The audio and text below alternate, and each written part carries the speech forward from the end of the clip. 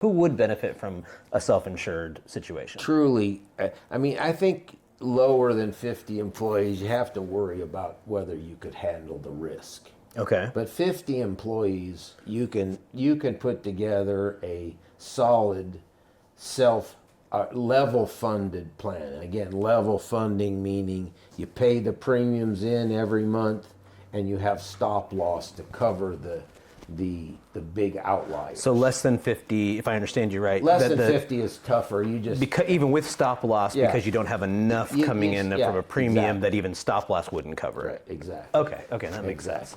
But certainly all mid-sized companies, I mean, if you have 1,000 employees and you're not self-insured, I think you're making a big mistake.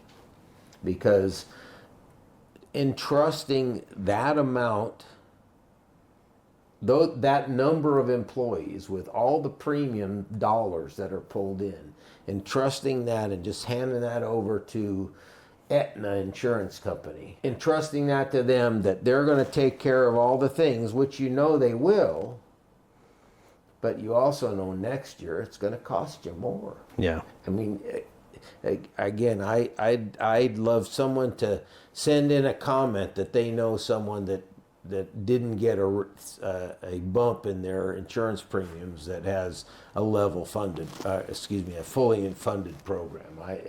I don't think that's, you ever know. And part of that just because a fully funded company or health insurance company, I mean, their job is to make money.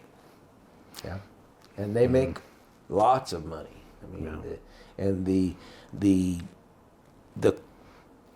larger picture of them making lots of money, and we all know in the news today, there are lots of problems with insurance companies making lots of money. So how long has self-insurance been around for? It's been around a very long time.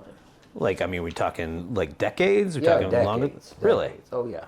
Okay. Yeah. Again, big companies have done it for many years. Was there ever a time when you were practicing that fully funded versus self-funded ever came into your view as a physician?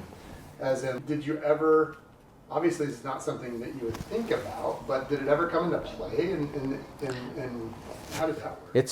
That's a good question, because in all the years I practiced, I never looked at whether a patient had what insurance they had or if they didn't have insurance. That did not matter to me. Yeah. But before I retired, and I was still full-time practicing, I was starting to learn about the insurance side of things. My partner, Merritt Quorum, our CEO, I started dabbling in understanding what this was all about. And near the end of my time in practice, I started looking, just for fun, looking at what the insurance companies were. And I had about 3 or 4 self-insured employees come into the office, and I knew that because their insurance card was the name of the third-party administrator. Okay. And so I knew that was, you could tell that's not a Blue Cross or Medicare, it's not that. It was the name of a third-party administrator.